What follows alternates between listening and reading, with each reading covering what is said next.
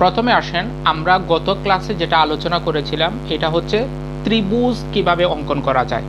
ত্রিভুজ অঙ্কনের একটা শর্ত ছিল এরকম যে দুইটি বাহুর যোগফল যদি তৃতীয় বাহু অপেক্ষায় যদি বৃহত্তর হয় তবে তাকে দিয়ে ত্রিভুজ অঙ্কন করা যাবে। আর যখন চতুর্ভুজ অঙ্কনের বিষয়টা আসবে তখন আপনি বলবেন যে তিনটি বাহুর যোগফল চতুর্থ বাহু থেকে যদি বৃহত্তর হয় তবে তাকে দিয়ে চতুর্ভুজ অঙ্কন করা যাবে। চতুর্ভুজের অঙ্কনের শর্তটা বুঝতে পারলাম? জি স্যার। ওকে, ক্লিয়ার। আচ্ছা, এক একটা পয়েন্ট করে আমরা ক্লিয়ার করি, তাহলে আমাদের দারুণ লাগবে পড়তে। আর যদি আমরা পয়েন্টগুলো ক্লিয়ার না থাকে তাহলে আসলে কাজ করা যাবে না। এখন আসেন আমরা চতুর্ভুজ বলতে আমরা কোনগুলা বুঝি এবং এখানের মধ্যে সূক্ষ্ম একটা পার্থক্য আছে। আমি এই জিনিসটা আপনাদেরকে একটু তুলে ধরি। নাম্বার ওয়ান, চতুর্ভুজ। প্রথমে আসেন চতুর্ভুজ নিয়ে আমরা একটু আলোচনা করব। চতুর্ভুজের আমি কিছু চেহারা আপনাদেরকে একটু দেখাইয়া নিয়ে আসি। দেখেন, এটা হচ্ছে আয়তক্ষেত্র, এটা হচ্ছে আয়তক্ষেত্র, এটা হচ্ছে বর্গক্ষেত্র, এটা হচ্ছে সামান্তরিক, সামান্তরিক, আর এটা হচ্ছে রম্বস, তাই তো? এটা রম্বস না? এটা রম্বস। এখন আসলাম এইটা কি? এটা হচ্ছে ট্রাপিজিয়াম, তাই তো? ট্রাপিজিয়াম। আর ওইটার নাম কি দেখছেন আপনারা কখনো? এটার চেহারা কি দেখছিলেন? দেখেন নাই? এটা কোথায় আছে আমি বলে দিই আপনাদের। এটা হচ্ছে অষ্টম শ্রেণীর জ্যামিতির বইতে আপনারা গিয়ে এটা পাওয়ার কথা। দেখবেন গুড়ি চতুর্ভুজ বলে একটা নাম আছে, এই গুড়িকে বলা হয় কাইট, বুঝছেন তো? এইটা হচ্ছে গুড়ি চতুর্ভুজ। তাইলে এই যে আমরা কয়েকটা চতুর্ভুজ দেখতেছি, একটা, দুইটা, তিনটা, চারটা, পাঁচটা এবং ছয়টা আমরা আপাতত দেখতেছি, এই সবাইকে একসাথে বলা হয় কি কি আমরা বললাম বলেন তো? এক নম্বরে আমরা দেখলাম হচ্ছে আয়তক্ষেত্র। চতুর্ভুজের মধ্যে আমরা এক নাম্বার দেখলাম হচ্ছে আয়তক্ষেত্র, আয়তক্ষেত্র। তারপরে আমরা কি দেখলাম? সামান্তরিক, সামান্তরিক। তারপরে আমরা আর কি দেখছি বলেন তো? বর্গক্ষেত্র, বর্গক্ষেত্র। আর কি দেখলাম? Rhombus, rhombus. আর কি দেখছি বলেন? Trapezium, trapezium. আর কি দেখছি? গুড়ি, তাই তো? গুড়ি। এই কয়েকটা আমরা দেখছি। কিন্তু এখন মজার একটা বিষয় আপনাদেরকে এখানে আমি বলে দিই যে এই যে আয়তক্ষেত্র, সামান্তরিক, বর্গক্ষেত্র, রম্বস, ট্রাপিজিয়াম, গুড়ি, এই যতগুলো আছে সবগুলোকে একসাথে বলা হয় চতুর্ভুজ। কি বলা হয় বলেন তো? কারণ চারটা ভুজ আছে, চারটা ভুজ থাকার কারণে এটাকে বলা হবে চতুর্ভুজ। এটা ক্লিয়ার হয়েছে না আগে বলেন? এখানে কিন্তু একটু ঝামেলা আছে, এই জন্য আপনাদেরকে ক্লিয়ার করতেছি। তাহলে আয়তক্ষেত্র বলেন আমার সাথে। আয়তক্ষেত্র, সামান্তরিক, বর্গক্ষেত্র, রম্বস, ট্রাপিজিয়াম আর গুড়ি, এগুলাকে কি বলা হয় বলেন? এগুলাকে চতুর্ভুজ বলা হয়। বুঝতেছেন কিনা বলেন? এটাকে কি বলা হয়? চতুর্ভুজ বলা হয়। এখানের মধ্যে একটা বিষয় মনে রাখবেন, দেখেন জি, চারটা ভুজ থাকার কারণে এগুলাকে কি বলা হয়? চতুর্ভুজ বলা হয়। এখান থেকে আমি দেখেন একটা আয়তক্ষেত্র নিব, এখান থেকে সামান্তরিক নিলাম, এখান থেকে বর্গক্ষেত্র নিলাম, এখান থেকে রম্বস নিলাম। কয়টা নিলাম দেখেন তো? এখান থেকে তিনটা। কয়টা নিছি? কয়টা নিলাম বলেন? তিনটা না চারটা? চারটা নিলাম নাকি? চারটা। এই চারটাকে আলাদাভাবে একটা নামকরণ করা হয়, এই চারটাকে একসাথে সামান্তরিক বলা হয়। আপনারা এটা জানতেন? একসাথে এই চারটাকে সামান্তরিক বলা হয় আর সবাইকে মিলে চতুর্ভুজ বলা হয়। এখন কথা ক্লিয়ার হয়েছে কিনা? তাহলে আমরা বলতে পারি সকল চতুর্ভুজ সামান্তরিক না, বাট সকল সামান্তরিক কি বলেন? চতুর্ভুজ। মনে হয় এখনো ক্লিয়ার করতে পারি নাই আমি। কি বললাম বলেন? মানে সকল চতুর্ভুজ কি না? সামান্তরিক না, বাট কি বলেন? চতুর্ভুজ। এতটুকু পর্যন্ত আপনাদের ক্লিয়ার হয়েছে? আচ্ছা, যদি আমরা এইটা বুঝে থাকি তাহলে আমাকে বলেন ট্রাপিজিয়াম কি সামান্তরিক? সামান্তরিক ক্ষেত্র না, এটাকে ক্ষেত্র বলা হয়, মানে এগুলা সামান্তরিক ক্ষেত্র। আর এটা কি? এটা জাস্ট চতুর্ভুজ কিন্তু সামান্তরিক না। আসেন এইরকম একটা পরীক্ষার প্রশ্ন আসছে, আমরা একটু ক্লিয়ার করে আসি। প্রথমে আসেন এখানে, এই দেখেন একটা প্রশ্ন, আপনারা কি দেখতেছেন? এখানের মধ্যে এই প্রশ্নটা কি লেখা আছে দেখেন তো, কোন ক্ষেত্রটি কি নয়? সামান্তরিক নয়। কোন ক্ষেত্রটি কি নয় বলেন? কোন ক্ষেত্রটি সামান্তরিক নয়? কথা বুঝতেছেন? কোন ক্ষেত্রটি সামান্তরিক নয়? তাহলে অপশনে যদি আমরা যাই, সামান্তরিক এবং চতুর্ভুজের মধ্যে যে দ্বন্দ্বটা আছে এটা ক্লিয়ার করতেছে। তো এখানের মধ্যে কি বলা আছে আপনারা একটু দেখা যাচ্ছে কিনা লেখাটা দেখেন। এখানে লেখা আছে হচ্ছে কোন ক্ষেত্রটি সামান্তরিক নয়। কথা বুঝছেন? মানে কোন ক্ষেত্রটা সামান্তরিকের যে বৈশিষ্ট্য বহন করে না, কোনটা? এখানে যদি আমরা দেখি, একটা হচ্ছে আয়তক্ষেত্র, একটা হচ্ছে বর্গক্ষেত্র, একটা হচ্ছে রম্বস। বলেন একটা ট্রাপিজিয়াম, কোনটা উত্তর হবে? ট্রাপিজিয়াম। এই বিষয়টা ক্লিয়ার হয়েছে আপনাদের সবার এখন? ওকে, তাইলে সামান্তরিক হতে হলে কি হতে হবে? সামান্তরিকের বৈশিষ্ট্যটা হচ্ছে যে বিপরীত বাহুগুলা সমান ও সমান্তরাল থাকতে হবে। বুঝছেন? বিপরীত বাহুগুলা যদি সমান এবং সমান্তরাল থাকে তবে তাকে সামান্তরিক বলা হবে বৈশিষ্ট্যের ক্ষেত্রে। এখন আমরা বিস্তারিত আলোচনা করব, তাহলে বিষয়টা একটু ক্লিয়ার হয়ে যাবে। আসেন প্রথমে আসি আমরা একটু আয়তক্ষেত্রের বেলায়। তো আয়তক্ষেত্রের বেলায় আমরা যে জিনিসটা আমরা শিখব, এখানের মধ্যে দেখেন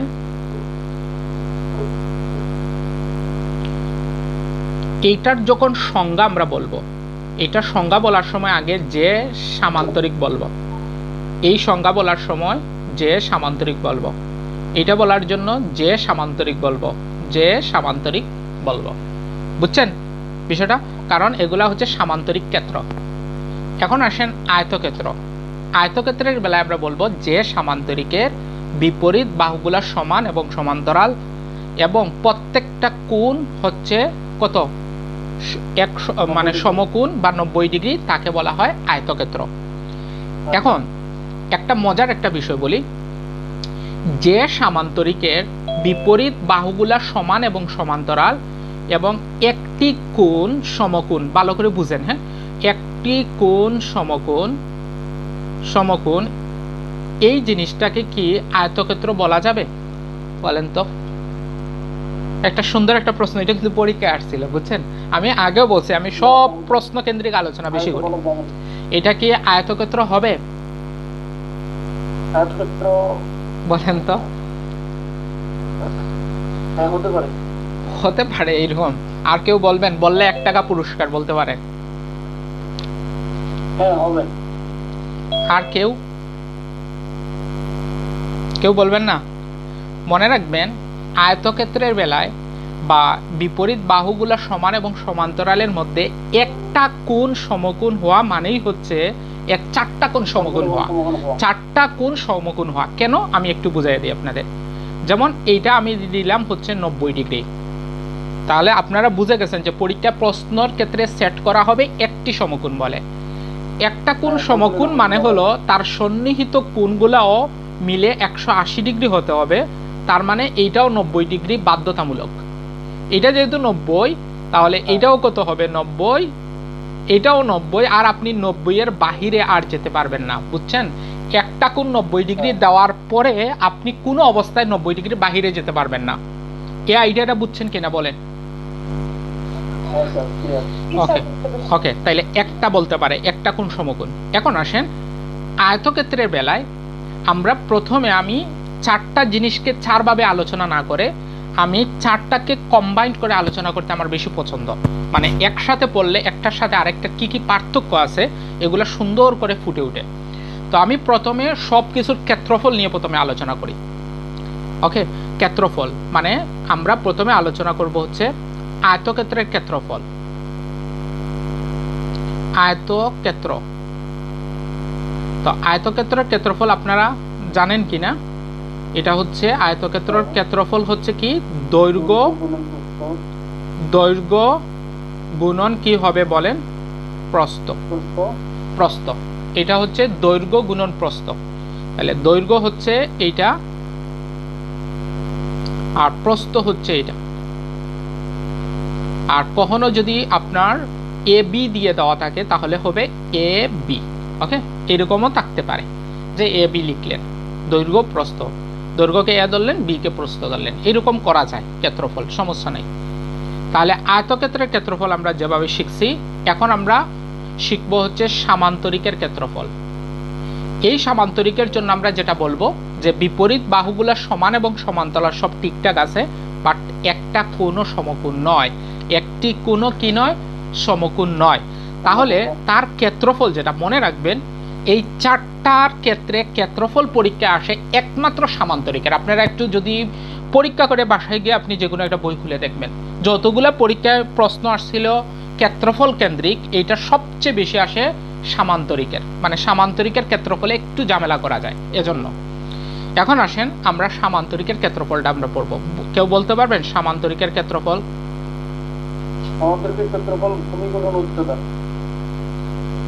আচ্ছা, কেউ বলবেন ভূমি গুণ উচ্চতা না দৈর্ঘ্য গুণ প্রস্থ? কেউ বলবেন? শিওর তো আপনি? বাকিরা, অন্যরা কেউ কিছু বলবেন? বলবেন না? আচ্ছা, এটা হচ্ছে ভূমি গুণ উচ্চতা, এটা ঠিক আছে। যদি দেখেন এখানে আমি একটু দেখিয়ে দিই আপনাদের,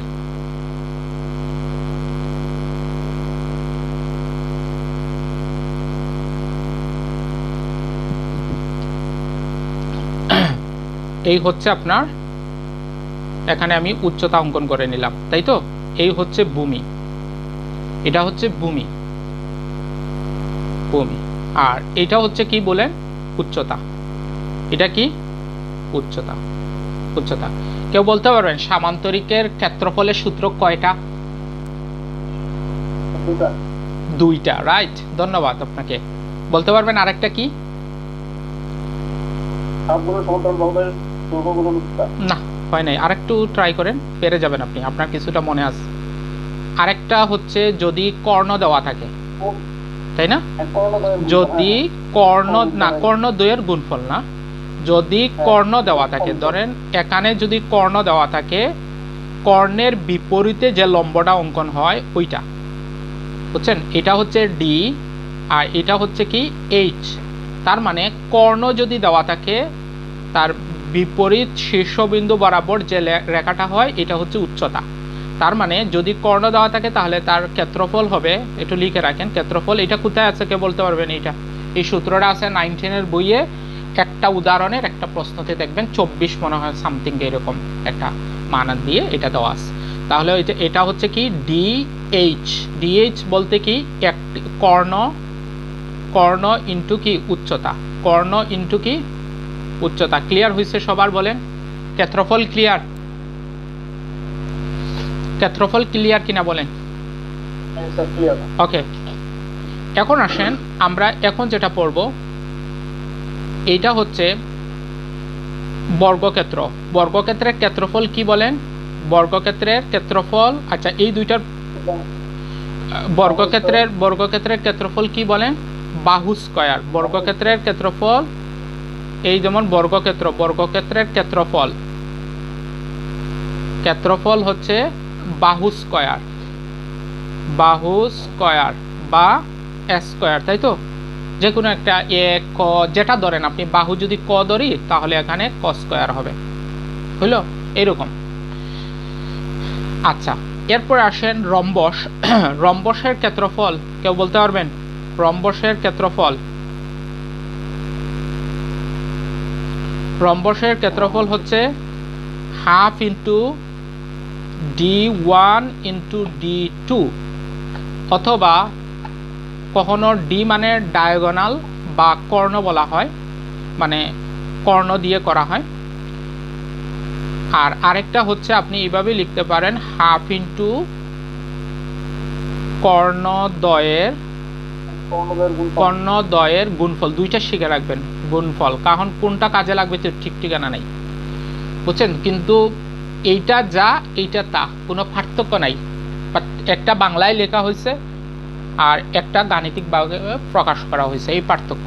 তাহলে ক্ষেত্রফলটা আমরা শিখে গেলাম। ক্ষেত্রফল হচ্ছে হাফ ইন্টু কর্ণদ্বয়ের গুণফল। আচ্ছা, বাকিরা একটু কষ্ট করে আমাকে একটু বলবেন আমার কথাগুলো বুঝতেছেন কিনা। একটু যদি কষ্ট না হয় তাহলে আমাকে একটু জানান, তাহলে আমার ভালো লাগবে। ওকে, থ্যাংক ইউ। আচ্ছা, ঠিক আছে, ওকে, ধন্যবাদ। তাহলে আমরা এই যে ক্ষেত্রফলটা আমরা দেখলাম, ক্ষেত্রফলের প্রথমে জিনিসটা শেষ হয়ে গেল। এখন আসেন পরিসীমার বিষয়। পরিসীমা আমরা জানি যে প্রত্যেকটা বাহুকে যোগ করলে পরিসীমা পাওয়া যাবে, প্রত্যেকটা বাহুকে যোগ করলে পরিসীমা পাওয়া যাবে। আচ্ছা, তো পরিসীমা যদি আমরা পাই, তাহলে আমি যদি এটাকে কত ধরি, এ ধরি, এটাকে এ, এটাকে যদি বি ধরি, এটাকেও আমি বি ধরলাম, তাই না? মানে এটা বি, এটা বি, এটা বি, এটা বি, কারণ এই দুইটা সমান, এই দুইটা সমান, এই দুইটা হচ্ছে সমান এবং সমান্তরাল, এইটাও সমান এবং সমান্তরাল। তাহলে আমরা যখন পরিসীমা বের করব, পরিসীমার ক্ষেত্রে আমরা এখন কিন্তু আয়তক্ষেত্রের পরিসীমাটা বের করতেছি আমরা, আয়তক্ষেত্র। এখন আয়তক্ষেত্রের পরিসীমাটা যখন আমরা বের করব, পরিসীমা মুরাদ ভাই, পরিসীমা দেখেন, পরিসীমার ক্ষেত্রে আমরা যে জিনিসটা করব সব যোগ করে দিব। তাহলে এ পাচ্ছি কয়টা, একটা দুইটা, তাই না? দুইটা এ, আর পাচ্ছি বি, পাচ্ছি 2b। এখান থেকে আমরা 2 কমন নিতে পারি। 2 কমন যদি নেই তাহলে হবে a প্লাস বি। এটা হচ্ছে পরিসীমা। এখন এটা যদি আপনি বাংলায় প্রকাশ করতে চান, মানে কথায় প্রকাশ করতে চান, তাহলে আপনি এইভাবে লিখবেন 2 দৈর্ঘ্য প্লাস প্রস্থ। বিষয়টা ক্লিয়ার? দৈর্ঘ্য প্লাস প্রস্থ। যখন আপনি পরিসীমাটা এভাবে প্রকাশ করবেন তখন এইভাবে লিখবেন যে দৈর্ঘ্য প্লাস প্রস্থ দিয়ে। ওকে, আচ্ছা, এখন আসেন যে আমরা এখন সামান্তরিকটা দেখব। তো সামান্তরিকের ক্ষেত্রে আমি যেটা দেখছি, আপনাদের ভুল হবে না, অনেকের যে জিনিসটা ভুল হয় আমি একটু ক্লিয়ার করে দিই আপনাদের। যে সামান্তরিকের, যেমন আমি সামান্তরিক লিখলাম, সামান্তরিক, এখন সামান্তরিকের আপনি পরিসীমা লিখতে যাচ্ছেন। তো এখন আমরা এর ক্ষেত্রফল জানি, কিন্তু কোন জায়গায় ঝামেলা লাগে আমি একটু বলি। যে অনেকে আমরা তো জানি এটা ভূমি গুণ উচ্চতা, তাই না? ভূমি গুণ উচ্চতা, এটা আমরা জানি, উচ্চতা। আমরা ভুল করে ফেলি কোন জায়গায় দেখেন, আমরা যদি এইটা লিখি দৈর্ঘ্য প্লাস প্রস্থ লিখলাম আমি, এটা কি সঠিক? কেউ বলতে হবে আমাকে, এটা কি সঠিক? না আমি আরেকটা লিখি, দুইটা লিখি, হ্যাঁ ঠিক আছে, আরেকটা লিখবো আমি, ভূমি যোগ উচ্চতা লিখলাম। এখন কেউ একজন আমাকে বলবেন, আচ্ছা আপনারটা নিলাম, হচ্ছে আপনি প্রথমটা ধরতেছেন, তাই না? প্রথমটা। আর কেউ আপনাকে বিরক্ত হচ্ছেন? আমি এগুলা কেন বলতেছি, কারণ এগুলাতে প্রবলেম হয়, এজন্য ক্লিয়ার করতেছি, ঠিক আছে? আচ্ছা, বাকিরা একটু বলবেন, এটা 1 নাম্বার দিলাম, 1 নাম্বার সঠিক না 2 নাম্বারটা সঠিক বলেন। আমি আগেও বলছি যে পারবেন 1 টাকা পুরস্কার দিব আমি। স্যার 1 নাম্বারটা, 1 নাম্বার। থ্যাংক ইউ, অসংখ্য ধন্যবাদ। এটা কিন্তু অনেকে বলে ফেলে, মনে রাখবেন আমরা যখন পরিসীমা নিচ্ছি তখন কিন্তু উচ্চতার কোনো দরকার পড়তেছে না, তখন আমরা দৈর্ঘ্য প্রস্থ দিয়ে আমরা যাচ্ছি, এজন্য হচ্ছে দৈর্ঘ্য প্লাস প্রস্থ, এতটুকু পর্যন্ত আমাদের পরিসীমার কারবার শেষ। এখন আসেন এটার পরিসীমা কত হবে, 4 হবে, এটার পরিসীমা কত হবে, 4 হবে, এটা নিয়ে আমাদের কোনো সমস্যা নাই মোটামুটি। ওকে, এখন আসেন এই জায়গার মধ্যে আমরা এখন কিছু জায়গায় আস্তে আস্তে আলোচনা করব, প্রত্যেকটা ক্ষেত্র নিয়ে আমি আলোচনা করব। ট্রাপিজিয়াম বাকি আছে আমাদের। ট্রাপিজিয়ামের ক্ষেত্রফলের সূত্র কেউ বলতে পারবেন? ট্রাপিজিয়ামের ক্ষেত্রফলের সূত্র, ট্রাপিজিয়ামের ক্ষেত্রফলের সূত্র কেউ বলতে পারবেন? এটা হচ্ছে ট্রাপিজিয়ামের ক্ষেত্রফলের সূত্র হচ্ছে হাফ ইন্টু এটা এ, এটা বি, আর এটা উচ্চতা, তাই না? তাহলে হচ্ছে এম, হ্যাঁ, প্লাস ইন্টু এইচ, এটা ঠিক আছে? এতটুকু পর্যন্ত বোঝা গেছে? আচ্ছা, তো চিত্র নিয়ে আপনাদের অনেক সময় একটু প্রবলেম হতে পারে যে এই চিত্রটা না, 19-এর বই কিন্তু আরেকটা চিত্র দেওয়া আছে, আপনারা দেখছেন কিনা? ট্রাপিজিয়ামের চিত্র হচ্ছে এরকম, জি জি, এরকম দেওয়া আছে, এরকম না? কেউ দেখে থাকলে বলে, এরকম দেওয়া আছে, কিন্তু বিষয়টা সেম, কোনো সমস্যা নাই। এখানে হচ্ছে এই দুইটা সমান্তরাল থাকবে কিন্তু তারা অসমান থাকবে, আর একটা তির্যকভাবে মিলিত হবে, এতটুকু পর্যন্ত। তাইলে তো আমাদের কোনো সমস্যা নাই, এটাই হয়, এটাও ঠিক আছে, এটাও ঠিক আছে, কোনো সমস্যা নাই। আর এই গুড়ি সম্পর্কে গুড়ি পরীক্ষায় আমি খুঁজে একটা প্রশ্ন বের করতে পারছি, যে একটা প্রশ্ন পরীক্ষায় আসছে। তো গুড়ি নিয়ে আমরা যেহেতু এখন পুরো আলোচনা আমি খুব একটা বেশি করব না, কারণ এটা সম্পর্কে পরীক্ষা খুব অল্প আসতেছে, এজন্য বেশি ইনফরমেশন মাথায় রেখে আসলে লাভ নাই, যেগুলো আসে এগুলো শেখা উচিত। তো এখান থেকে যে প্রশ্নটা আসছে আমি খুঁজে পাইছি, এই প্রশ্নটা আমি এখানে শীটের মধ্যে দিয়ে দিচ্ছি, ঠিক আছে? শীতের মধ্যে আমি একটু দিয়ে দিছি, আপনাদেরকে এই জায়গার মধ্যে পাবেন। দেখেন, এটা হচ্ছে আপনার গুড়ি চতুর্ভুজ থেকে যে প্রশ্নটা আসছে, যে চতুর্ভুজের দুই জোড়া সন্নিহিত বাহু সমান তাকে কি বলা হয়? গুড়ি বলা হয়। এতটুকু আপাতত জেনে রাখেন, লাভ হবে। মনে থাকবে বলেন তো? মানে যে চতুর্ভুজের দুই জোড়া সন্নিহিত বাহু সমান থাকে তাকে কি বলা হয়? বলেন, কি বলা হয়? গুড়ি, গুড়ি, গুড়ি বলা হয়, রাইট। এই এতটুকু পর্যন্ত জেনে রাখেন, আর আপাতত যদি জানা লাগে তাহলে আমি কোনোদিন অ্যাড করলে আপনাদেরকে আরো ভালো তথ্য দিতে পারবো, ঠিক আছে? আচ্ছা, এখন আসেন আমরা এই জায়গার মধ্যে আরো 2-3টা ইনফরমেশন আমরা একটু পড়ব, জাস্ট সামান্তরিক ক্ষেত্রে। এখানের মধ্যে একটা বিষয় খেয়াল করেন, বৃত্তস্থ সামান্তরিক একটি কি? বৃত্তস্থ সামান্তরিক একটি কি? উত্তর হবে বৃত্তস্থ সামান্তরিক হবে একটা আয়তক্ষেত্র। ভালো করে বুঝেন, বৃত্তস্থ সামান্তরিক হচ্ছে কি? একটা আয়তক্ষেত্র। এখন এইটার বিষয়টা কি আমি একটু ক্লিয়ার করি আপনাদের। যেমন একটা বৃত্ত যদি আপনি অঙ্কন করেন, ধরেন আপনি এখানে একটা বৃত্ত অঙ্কন করছেন, তাই না? 2023 সালে অগ্রদূত জব সলিউশনে ওই প্রশ্নটা আমি দেখলাম আসছে আবার। সো এই প্রশ্নটা আপনারা একটু দেখতে পারেন, আর রিসেন্ট প্রশ্নগুলা খুব ম্যাথগুলো অন্ততপক্ষে সলভ করলে আপনারা দেখবেন যে আমার যে শিটগুলো থাকে এগুলা ক্রমান্বয়ে সাজানো থাকে, মানে কোনটার পরে কোন প্রশ্নগুলো সাধারণত মানে আসে বা কোন প্রশ্নগুলো খুবই গুরুত্বপূর্ণ, এগুলো আমার শিটের মধ্যে আমি একটু মানে চেষ্টা করি যে ফুটিয়ে তোলার জন্য। কারণ কিছু প্রশ্ন আসে না পরীক্ষায় এখন, বুঝছেন? এখন একটু নতুন ধাঁচে প্রশ্নগুলো আসে। তো আপনারা একটু খেয়াল করলে যারা 2023-24-এর প্রশ্নগুলো সলভ করবেন, আপনারা দেখবেন এই প্রশ্নগুলো এখানের মধ্যে আছে। আচ্ছা, তো আমরা এখানের মধ্যে একটা জিনিস দেখব যে বর্গক্ষেত্র। মনে রাখবেন, বৃত্তস্থ সামান্তরিক, আপনি যদি বৃত্তের ভিতরে, এখানে স্কেল দিয়ে আঁকতে হবে কিন্তু আমি হাত দিয়ে আঁকতেছি, তো কিছুটা একটু আপনাদের বুঝতে পারবেন। এই যে আপনি যদি সামান্তরিক অঙ্কন করেন, এখানে আমার হাত দিয়ে অঙ্কন করা যাচ্ছে না, আপনারা বুঝে নিন। হ্যাঁ, এখানে সামান্তরিক অঙ্কন করলে একটু মানে একটু জিও হচ্ছে আর কি, মানে আমি হাত দিয়ে করতেছি তো একটু অন্যরকম হয়ে যাচ্ছে। মানে এর ভিতরে যদি আপনি সামান্তরিক অঙ্কন করেন তাহলে বৃত্তের বাহিরে চলে যাবে। তাহলে মনে রাখবেন বৃত্তের ভিতরে কোনগুলো আঁকা যাবে, একটু আমি লিখে নিছি এগুলা। দেখেন, বৃত্তের ভিতরে আঁকা যাবে বর্গক্ষেত্র, আয়তক্ষেত্র, ট্রাপিজিয়াম, ত্রিভুজ, এগুলা কিন্তু এটার বৃত্তের ভিতরে অঙ্কন করা যায়। কিন্তু বৃত্তের ভিতরে অঙ্কন করা যাবে না কারা?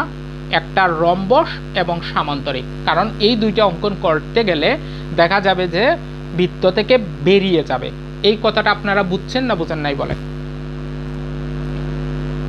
এই কথাটা বুঝছেন কিনা বলেন? বুঝতে পারছেন? এখন একটা কিন্তু প্রশ্ন হয়ে যাওয়ার কথা আপনাদের, যদি বর্গক্ষেত্র অঙ্কন করা যায় তাহলে বৃত্তস্থ সামান্তরিক, এখানে আমি অপশনে তো বর্গক্ষেত্র ছিল, নিলাম না কেন? এটা একটা প্রশ্ন হয়ে যেতে পারে। মনে রাখবেন, সামান্তরিকটা যখন আপনি সোজা করবেন তখন এটা সর্বপ্রথম যেটা হবে এটা হবে আয়তক্ষেত্র হবে। রম্বস থেকে বর্গক্ষেত্রে চলে যায় আর সামান্তরিক থেকে আয়তক্ষেত্রেতে আসে। বিষয়টা ক্লিয়ার হয়েছে আপনাদের বলেন? ওকে, এই বিষয়গুলো একটু সূক্ষ্মভাবে আপনি পড়তে হবে, পড়লে দেখবেন আপনি মজা পাবেন এবং মানে আলাদা একটা জিনিস ফিল করতে পারবেন। ওকে, আমার এই জায়গাগুলো আমার ক্লিয়ার হয়ে গেছে আপনাদের। আচ্ছা, কেউ নোট করা লাগবে না, আমি ক্লাসের পরে আপনাদেরকে আমি পিডিএফটা দিয়ে দিব না, ঠিক আছে? পিডিএফ লাগলে আপনাদের আমি দিয়ে দিব, সমস্যা নাই। তাহলে যতটুকু পর্যন্ত আলোচনা করতাম, কারো কোনো মানে বুঝেন নাই এরকম কিছু হয়েছে না? ঠিকই আছে, সব বুঝতেছেন? জি,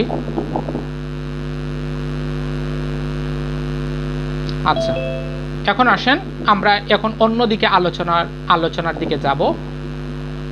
এই দেখেন এখানে একটা চক দিছি, পাইছেন? একটা চমৎকার একটা চক দিছি। এই চকটা যদি কেউ বুঝতে পারেন, আপনাদের বিভিন্ন ক্ষেত্রে যাদের এই চতুর্ভুজ সংক্রান্ত যে সমস্যাগুলো তৈরি হয়, এই চক থেকে আপনি সব জিনিস বুঝতে পারবেন। আপনারা কি চকটা দেখা যাচ্ছে পুরাপুরি? আমাকে একটু বলবেন, চকটা কি পুরাপুরি দেখা যাচ্ছে? ওকে, এখন এখানের মধ্যে যে জিনিসটা আমরা দেখব, প্রথমে আসেন, বিপরীত বাহুদ্বয় পরস্পর সমান এবং সমান্তরাল। এটা সামান্তরিকেও সঠিক কিনা বলেন? বিপরীত বাহুগুলা সমান এবং সমান্তরাল, সামান্তরিকেও সঠিক, আয়তক্ষেত্রও ঠিক আছে, রম্বসেও ঠিক আছে, বর্গক্ষেত্রও ঠিক আছে। তাহলে প্রথম প্রশ্নের উত্তর আমরা কি বুঝলাম দেখেন, যে বিপরীত বাহু পরস্পর সমান ও সমান্তরাল। বলেন ওই বৈশিষ্ট্যের জন্য সামান্তরিক, আয়তক্ষেত্র, রম্বস এবং বর্গক্ষেত্রকে সামান্তরিক ক্ষেত্র হিসাবে ধরা হয়। এখন কথা কি বোঝা গেল? মানে ওই বৈশিষ্ট্যটার জন্য। এখন আসেন, চারটা বাহু সমান। চারটা বাহু সমান আছে কার কার? একমাত্র আছে রম্বসের আর একটা হচ্ছে বর্গক্ষেত্রের। এই দুইটার চারটা বাহু সমান। ক্লিয়ার হয়েছে নি আপনাদের? মানে চারটা বাহু সমান হচ্ছে কার? রম্বসের এবং বর্গক্ষেত্রে। বোঝা গেল? আর কাদের সমান না চারটা বাহু? একটা সামান্তরিকের সমান না, আর আয়তক্ষেত্রেরও কি না সমান না। এখন আসেন, চারটি কোণ সমকোণ। চারটা কোণ সমকোণ কি কি? একটা হচ্ছে দেখেন, চারটা কোণ সমকোণ সামান্তরিকে কি চারটা কোণ সমকোণ না? আয়তক্ষেত্রতে ঠিক আছে, রম্বসে নাই, আয়তক্ষেত্রতে বর্গক্ষেত্রতে ঠিক আছে। দেখেন এতটুকু বুঝলাম কিনা দেখেন। এখন আমরা একটু ভিতরে ঢুকবো আর কি, বুঝছেন সবাই? ওকে, এখন আসেন, এই জায়গার মধ্যে একটু ঝামেলা আছে, আমরা এই জায়গাটা একটু ক্লিয়ার করব। দেখেন এই জায়গা নিয়ে অনেক প্রবলেমে আমরা ফেস করি, তো আজকের পর থেকে ইনশাল্লাহ এই জায়গাতেও আর কোনো সমস্যা হওয়ার কথা না। দেখেন, কর্ণদ্বয় পরস্পরকে সমদ্বিখণ্ডিত করে।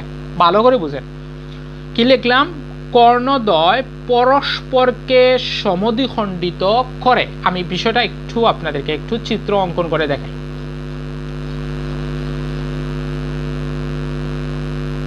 আপনি যে কোনো ধরনের একটা চতুর্ভুজ নেন, ধরাম আমি একটা বর্গক্ষেত্র নিলাম বা এখানে একটা আয়তক্ষেত্র নিলাম। এখান থেকে একটা চতুর্ভুজের কয়টা মানে কর্ণ থাকে? দুইটা কর্ণ থাকে। কয়টা কর্ণ থাকে? দুটি কর্ণ। কয়টা কর্ণ বলেন? দুইটা কর্ণ থাকে।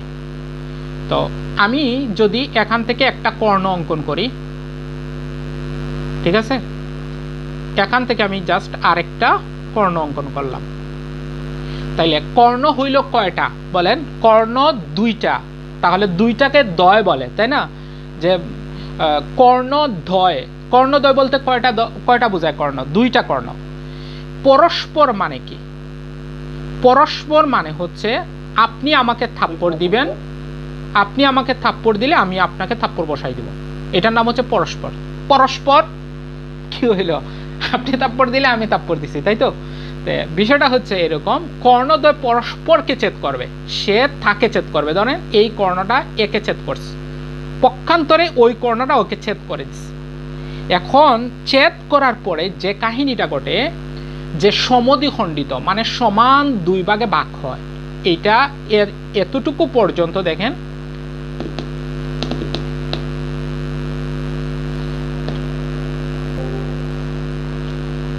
আমি একটা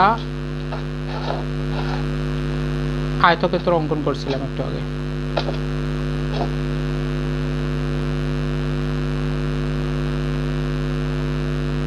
এই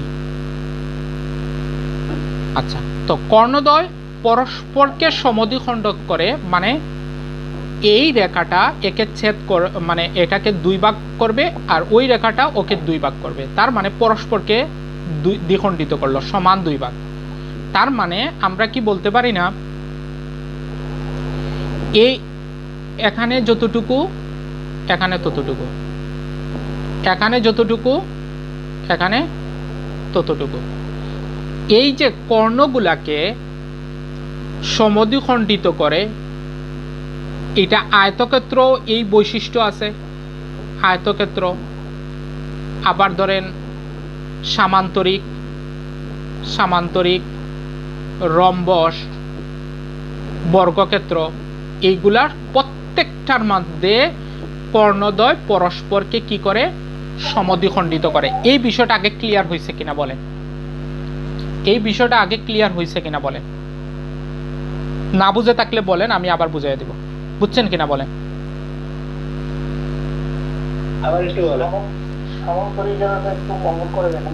হ্যাঁ, তাও দেখাচ্ছি।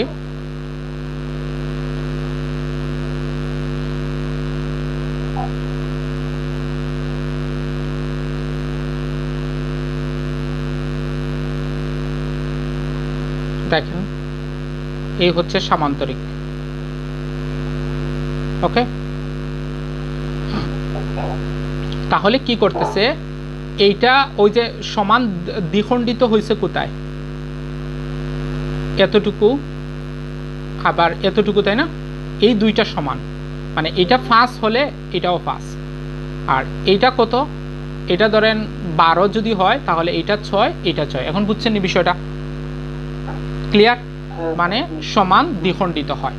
এখন এখন বিষয়টা হচ্ছে আরেকটা বিষয় আপনাদেরকে বলাই, কর্ণদ্বয় পরস্পর সমান। আপনারা বুঝতেছেন, এই জায়গাগুলোতে আপনি পড়ার সময় দেখবেন অনেক সময় ঝামেলায় পড়ে যাবেন।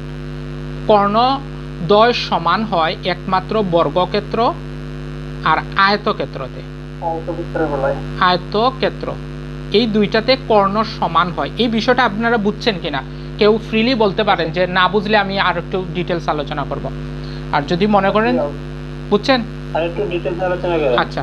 যেমন বর্গক্ষেত্র এবং আয়তক্ষেত্র, যেমন আমি এখানে বর্গক্ষেত্র অঙ্কন করলাম। হ্যাঁ, বর্গক্ষেত্রে আমি এখানের যে কর্ণটা দিব, এই দেখেন, আমি এখানে কর্ণ তো দুইটা অঙ্কন করা যায়, তাই না? এই একটা, এই একটা, দুইটা। আমি ধরলাম এই কর্ণটা, আমি ধরলাম আর কি, জাস্ট এইটা হচ্ছে 10 সেন্টিমিটার ধরেন আর কি, ধরলাম। আর এইটাও কত হবে, 10 হবে। এইটাও 10, এইটাও 10। তাহলে কি হলো, কর্ণ দুইটা সমান সমান হলো না? এটাও 10, এটাও 10, এই টোটালটা 10, এই টোটালটা 10। বুঝছেন কিনা সবাই বলেন? তাহলে বর্গক্ষেত্রের সমান, এইটা আয়তক্ষেত্রের বেলায়ও সমান হবে। মানে আয়তক্ষেত্রের দুইটা কর্ণ, ধরেন এখানে হচ্ছে আয়তক্ষেত্র অঙ্কন করলাম, করে আমি এদিকে একটা কর্ণ দিলাম, এইদিকে একটা কর্ণ দিলাম। এইটার মান যদি আমি 8 ধরি, তাহলে এটাও 8। কথা বুঝছেন? মানে দুইটা সমান থাকবে। তাহলে কর্ণ সমান থাকে বর্গক্ষেত্রে এবং আয়তক্ষেত্রে। তাহলে একটা টেকনিক মনে রাখতে পারেন আপনারা, বাহু সমান তে কর্ণ সমান। বলেন তো আমার সাথে, একটু বলবেন, বলেন তো, বাহু সমান তে কর্ণ সমান। আর যদি বাহু একটু বাঁকা হয়, তাহলে সাথে সাথে তার কর্ণটাও অসমান হয়ে যাবে। তাহলে কর্ণ অসমান হয় কোনটাতে? সামান্তরিকে, সামান্তরিক এবং রম্বসে, রম্বস। এই দুইটাতে কর্ণ সমান হয় না। অর্থাৎ একটা কর্ণ যদি আমি এখানে রম্বস যদি অঙ্কন করি, রম্বস, তাইলে একটা কর্ণ যদি 8 হয় আরেকটা 10 হয়ে বসে থাকবে। কথা বুঝছেন? তার মানে এই দুইটা কর্ণ সমান হবে না। এই আইডিয়াটাকে ক্লিয়ার করেন। এটা ক্লিয়ার কিনা বলেন? তাহলে কর্ণদ্বয় সমদ্বিখণ্ডিত, এটাও ক্লিয়ার হইল, সমদ্বিখণ্ডিত করে সবার বেলায়। আর আরেকটা বিষয় আমরা কি দেখলাম বলেন তো, যে কর্ণগুলা সমান। কর্ণগুলা সমান হচ্ছে কাদের জন্য? কয়টা বাজে একটু আমাকে বলবেন? 7:45। আচ্ছা ঠিক আছে, তাহলে এতটুকু পর্যন্ত বোঝা গেছে কিনা বলেন আপনারা? যদি না বুঝেন আমাকে বলেন, সমস্যা নাই। এতটুকু ক্লিয়ার? আচ্ছা, এখন আসেন এই জায়গার মধ্যে সমস্যা হয় কিনা আপনাদের আমি জানি না, বাট অনেকের এই জায়গার মধ্যে সমস্যা হয়। যে এখানে কিন্তু একটা বিষয় লেখা আছে, দেখেন তো এই জায়গাটা, যে কর্ণদ্বয় পরস্পরকে সমকোণে ছেদ করে। পাইছেন? বুঝছেন? সমকোণে ছেদ করে।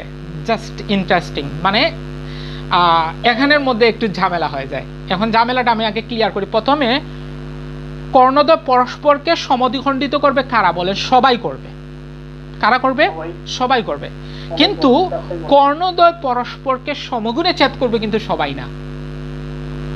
এখন কারা কারা করবে? একটা হচ্ছে বর্গক্ষেত্র করবে, আরেকটা হচ্ছে রম্বস করবে। এখন আমরা বিষয়টা তো বুঝি নাই নাকি, একটু আমি বুঝাই দিই। দেখেন এখানে হচ্ছে একটা বর্গক্ষেত্র আমি অঙ্কন করলাম, করার পরে এই জায়গায় দিলাম, এই জায়গায় দিলাম, তাই তো? এখন আগে তো ধরেন সমদ্বিখণ্ডিত করছে, একটা বৈশিষ্ট্য আমি নিলাম, কিন্তু যেই জায়গার সমদ্বিখণ্ডিত করছে এখানে 90 ডিগ্রি কোণ উৎপন্ন হয়েছে, এখানে একটা 90 ডিগ্রি কোণ উৎপন্ন হয়েছে, এখানে একটা 90 ডিগ্রি, এখানে একটা 90 ডিগ্রি কোণ উৎপন্ন হয়েছে। এখন যদি আপনার প্রমাণ না হয় তাহলে আপনি কি করবেন?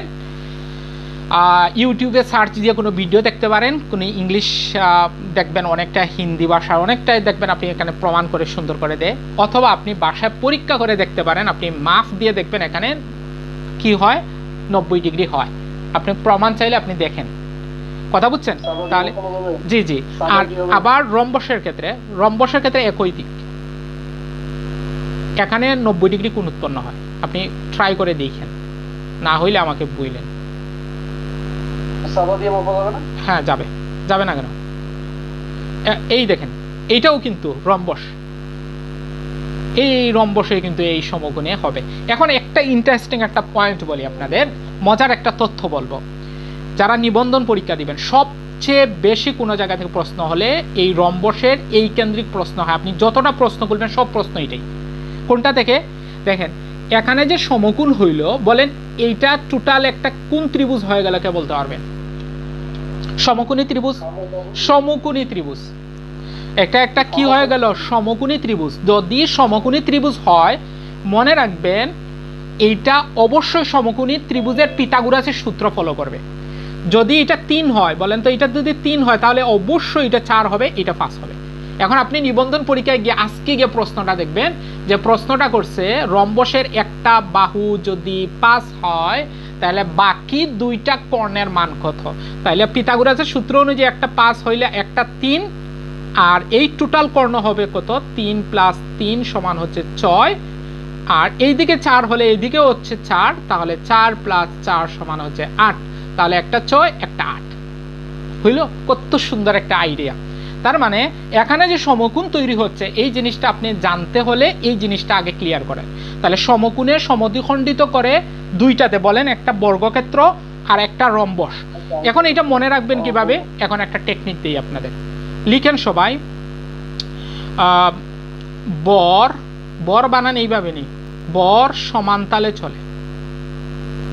বর বুঝেননি? চলে। বর কোন তালে চলে বলেন? সমান তালে চলে। বলেন একটু, বলেন বর সমান তালে চলে, বলেন তো একটু। বর সমান তালে চলে। তাহলে বর বলতে, এখানে বর বলতে বর্গক্ষেত্র, র বলতে রম্বস, স মানে হচ্ছে সমকোণে। সমকোণে কেমন লাগলো আপনাদের বলেন?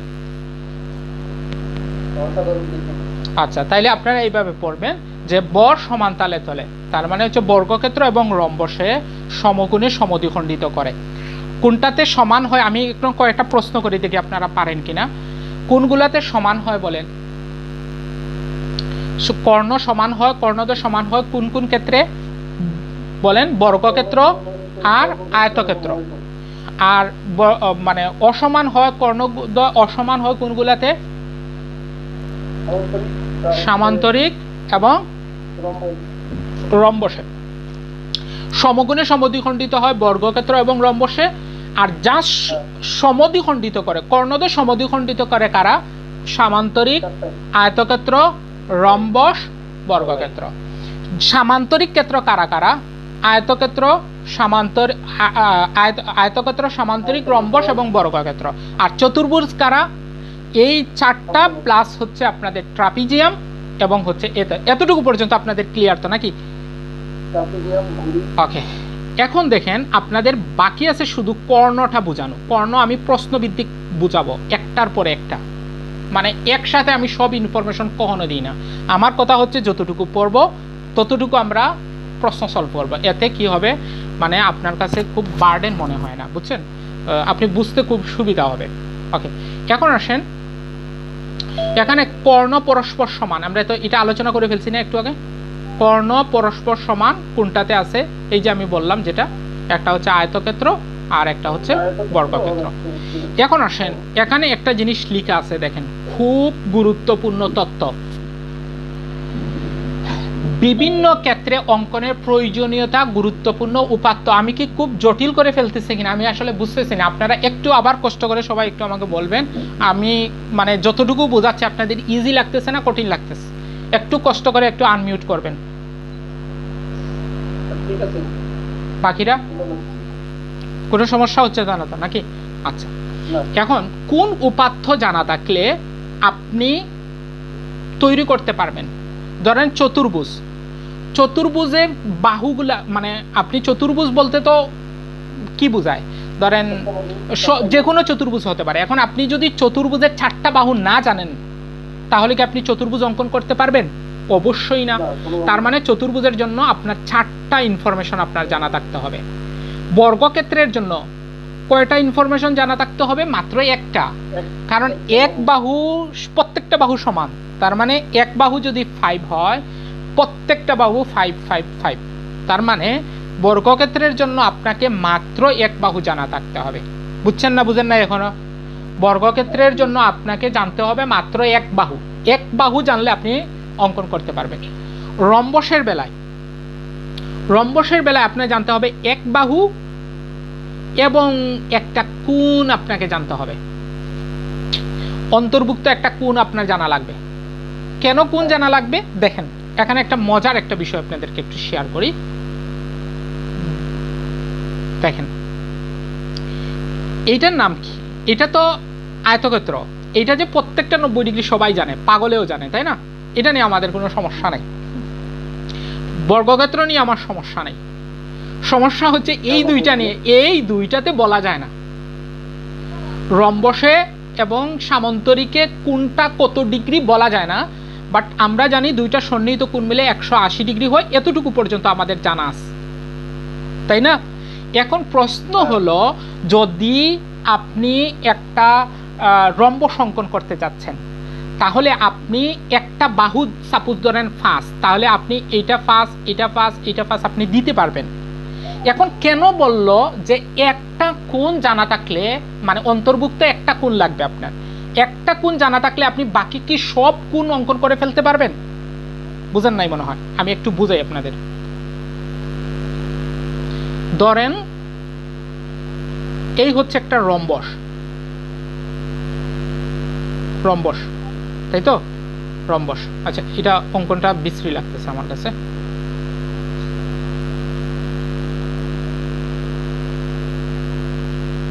এই মোটামুটি হচ্ছে রম্বস, তাই না? হচ্ছে মনে মোটামুটি হয়েছে।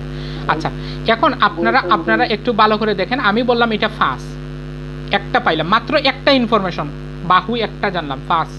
এটা কত? ফার্স্ট। এটা কত? ফার্স্ট। এটা ফার্স্ট, কোনো সমস্যা নাই।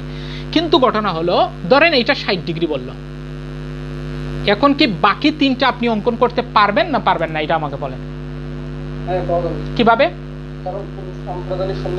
রাইট, হ্যাঁ সন্নিহিত এটা হবে কত 120, আবার এইটা সন্নিহিত হলে একটা 60, তাহলে এটাও কত 120। এখন এই জায়গার মধ্যে একটা জিনিস লিখে রাখেন আপনারা, এটা তো জানি আমরা, কিন্তু বাড়তি আরেকটা জিনিস আমরা লিখে রাখবো যে রম্বস প্লাস সামান্তরিক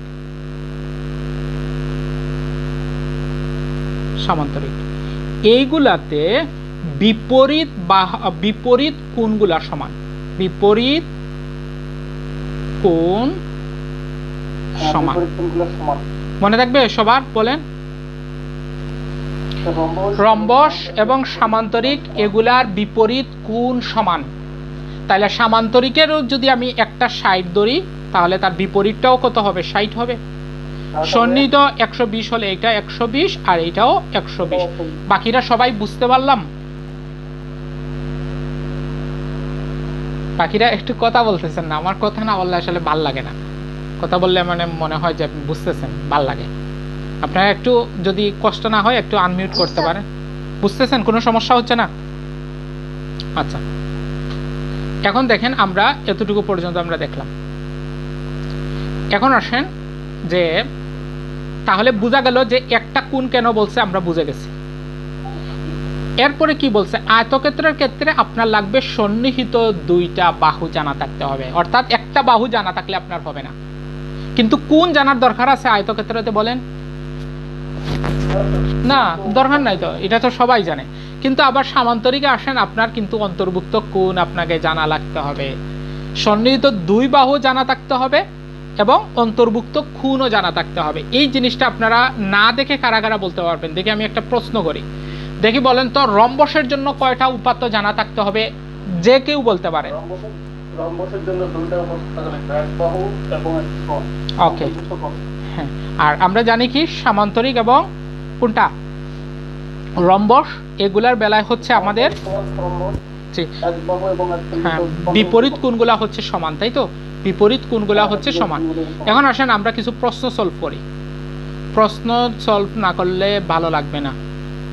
এখন আসেন কর্ণ বলতে কোনগুলো আমরা জানি, কর্ণ বলতে আমরা জানি কর্ণের সংজ্ঞাটাও কিন্তু পরীক্ষায় আসে, যে কোন চতুর্ভুজের বিপরীত কৌণিক বিন্দুর সংযোজন রেখাংশ দুটির প্রত্যেকটিকে কি বলা হয়? কর্ণ বলা হয়। বুঝছেন? যারা এর সংজ্ঞাটা মনে রাখতে পারবেন না, এই কৌণ শব্দ থাকলে কর্ণ বসাবেন, মনে রাখবেন। বলেন তো কি বললাম? কর্ণ শব্দ থাকলে একটা শর্টকাট নেন, যদি আপনাকে কৌণ শব্দ বলে কৌণ, তাহলে আপনি কর্ণ দাগাবেন। সীমানা যদি বলে সীমানা, তাহলে পরিসীমা দাগাবেন, মনে রাখবেন। বলেন সীমানা থাকলে পরিসীমা, কৌণ থাকলে কর্ণ। বলেন তো সীমানা থাকলে কি? পরিসীমা। আর কৌণ থাকলে কর্ণ, কৌণ থাকলে কর্ণ, সীমানা থাকলে পরিসীমা। এখন আসেন কোন ক্ষেত্রে সীমানা নির্ধারক বক্ররেখার মোট দৈর্ঘ্যকে বক্র কেন বলা হলো? কারণ সীমানা নির্ধারক, যা আপনি যে সীমানা নির্ধারণ করবেন, এটা আয়তক্ষেত্র বলেন পরিসীমা, সব ক্ষেত্রে কিন্তু সমান গিয়ে আবার কিন্তু বক্র হয়ে যায়, তাই না? তার মানে বক্ররেখার মোট দৈর্ঘ্যকে কি বলা হবে? বলেন পরিসীমা বলা হবে। কি বলা হবে? পরিসীমা। বক্র ওই যে আমরা যখন আমরা এই যে সরল রেখাতে অঙ্কন করতেছি, তাই না? তারপরে কিন্তু এটা বাঁকা হয়ে গেছে, আবার বাঁকা হয়ে গেছে, আবার বাঁকা হয়ে গেছে, এটার মোট দৈর্ঘ্য, এই জন্য এটাকে বক্র বলা হচ্ছে। কথা বোঝা গেল? আচ্ছা, এরপরে দেখেন কোন উপাত্ত, দেখেন এই যে আমরা পড়ে আসছিলাম না, এই দেখেন পরীক্ষা আসছে, কোন উপাত্তের সাহায্যে বর্গক্ষেত্র আঁকা যায়? বলেন কোন উপাত্ত জানা থাকলে আপনি বর্গক্ষেত্র অঙ্কন করতে পারবেন? জি বুঝে নাই? একটি বাহুর দৈর্ঘ্য, জাস্ট একটি বাহুর দৈর্ঘ্য যদি জানা থাকে তাহলে আপনি কিন্তু বর্গক্ষেত্র অঙ্কন করতে পারবেন। এই দেখেন এখন আমরা যা পড়ছি সব পারবো ইনশাল্লাহ। দেখেন কোন চতুর্ভুজের কর্ণদ্বয় সমান, কর্ণদ্বয় সমান বলতে কে কে হতে পারে? আপনারা এখানে পরীক্ষার সময় যে কাজটা করবেন না কখনো, যে এখানে অপশন না দেখে আপনি দেখেন কর্ণ সমান কার কার? বর্গক্ষেত্র, বর্গক্ষেত্র আর হচ্ছে কোনটা আয়তক্ষেত্র না কর্ণ সমান, আয়তক্ষেত্র না আয়তক্ষেত্র। আচ্ছা এই দুইটা নিলাম। এরপরে কি বলছে পরস্পর পরস্পর সমকোণে সমদ্বিখণ্ডক, এই তত্ত্বের কারণে আয়তক্ষেত্র কাটা থাকবে বর্গক্ষেত্র। বুঝেন নাই মনে হয়? কিভাবে আমি সলভ করছি বলেন তো আবার। প্রথমে আপনি যখন এতটুকু পড়বেন, পড়ার পরে এতটুকু যখন পড়বেন তখন আপনার মাথার মধ্যে নিয়ে আসতে হবে বর্গক্ষেত্র আর আয়তক্ষেত্র। আর যখন পরস্পর সমকোণ বলবে তখন আপনি এটা কেটে দিবেন, তাহলে হলো বর্গক্ষেত্র। এই যে দাগ দিয়ে দিলেন, হ্যাঁ রম্বস, এই যে বর সমান তালে চলে যেটা এটা। এখন দেখেন কত প্রশ্ন আপনি এটা দিয়ে অ্যান্সার করতে পারবেন। দেখেন এই যে আমরা পড়ে আসলাম, রম্বসের কর্ণদ্বয় পরস্পরকে ও বিন্দুতে ছেদ করে। বলেন তো কোনটা হতে পারে? রম্বসের কর্ণদ্বয় ও বিন্দুতে ছেদ করে কোনটা? সমকোণ না? এর তো হয়ে গেল উত্তর। খুব কঠিন লাগতেছে নাকি মজাই লাগতেছে বলেন? আচ্ছা এখন দেখেন, একটি রম্বস আঁকতে হলে কমপক্ষে কয়টা উপাত্ত জানা থাকতে হবে? এটা কি পারবো না আমরা? ওই দেখেন এক বাহু এবং এক খুন আপনার জানা থাকতে হবে। যদি জানা থাকে আপনি অনায়াসে তৈরি করে ফেলতে পারবেন। যে সামান্তরিকের সকল বাহু সমান, সকল বাহু সমান কোনটাতে আছে বলেন তো? রম্বস। এরপরে আপনাকে কি বলছে? কোনগুলো সমান নয়, তাইলে বর্গক্ষেত্র কেটে দিলাম, থাকলো রম্বস। কথা বোঝা গেছে কিনা? যে চতুর্ভুজের বাহুগুলো পরস্পর সমান, আমি আগেও বলছি, আমি যেগুলো আলোচনা করি দেখা যাবে যে এই আলোচনার পরে আপনি শত শত প্রশ্ন আপনি সলভ করতে পারবেন।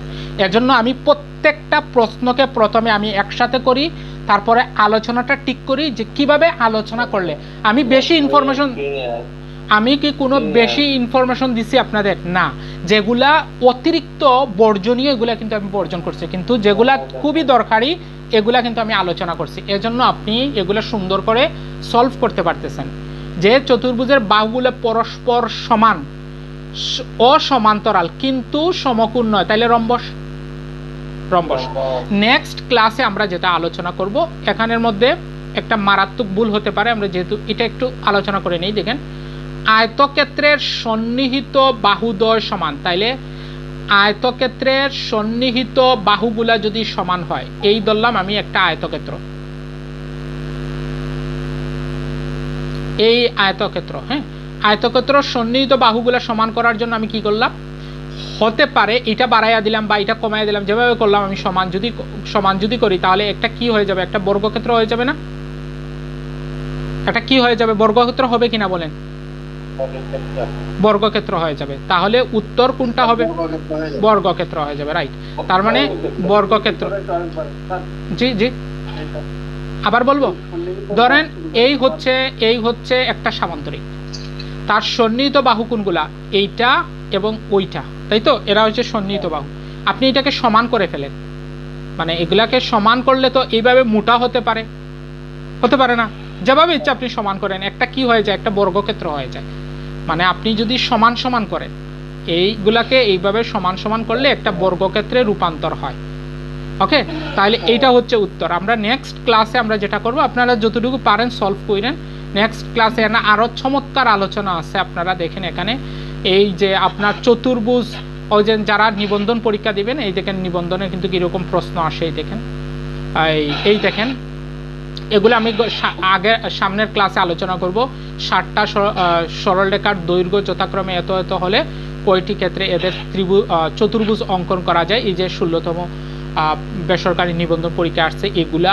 তারপরে ওই দেখেন আমরা এইটা তো পারবো, আমরা একটু আগে আলোচনা করছিলাম। দেখেন যে কোনো চতুর্ভুজের যে কোনো 3 বাহুর সমষ্টি চতুর্থ বাহু অপেক্ষায় যদি বৃহত্তর হয় তাহলে তাকে দিয়ে চতুর্ভুজ অঙ্কন করা যাবে। তাইলে এটা পারবো আমরা। এখানে বলছে কোনটা দিয়া সম্ভব? এইটা দিয়া সম্ভব, মানে এগুলা যোগ করলে ছাড়ের বড় হয়, ঠিক আছে, বড় হবে। এই একইভাবে এগুলা যদি যোগ করি বিসর্য বড় হবে, তাহলে এগুলা দ্বারা অঙ্কন করা, এটা কি বলে? সম্ভব নহে। তাহলে সম্ভব নহে মানে কি? মানে এটা বড় হবে না, তাই তো, ছোট হয়ে যাবে, এজন্য এটা সম্ভব নহে। তাইলে আমরা এতটুকু পর্যন্ত যা পড়লাম আজকে, এখন যতটুকু পর্যন্ত পড়লাম, আপনাদের কেমন লাগলো আজকের ক্লাস?